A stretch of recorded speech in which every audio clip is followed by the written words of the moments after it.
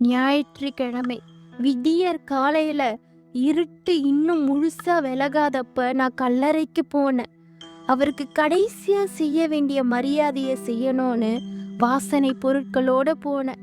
ஆனா அங்க கல்லறை திறந்திருந்துச்சு. அவர் உடம்ப காணோம். என் இருதயம் நின்னு போன மாதிரி ஆயிடுச்சு. என்னாச்சு? யார் எடுத்து போயிருப்பாங்க? நான் அழுதுகிட்டே பேதுரு கிட்டயும் யோவான் கிட்டயும் ஓடி போய் சொன்னேன். அவங்க வந்து பார்த்ததும் ஒன்னும் புரியாம திரும்ப போயிட்டாங்க. ஆனா நான் அங்கேயே நின்று அழுதுகிட்டே இருந்தேன். அப்பதான் பின்னால இருந்து ஒரு குரல், அம்மா ஏன் அழுறீங்க அப்படின்னு கேட்டுச்சு.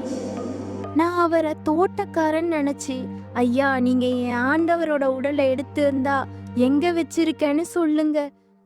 அதுக்கு அவர் ஒரே ஒரு வார்த்தையை சொன்னார், மரியா.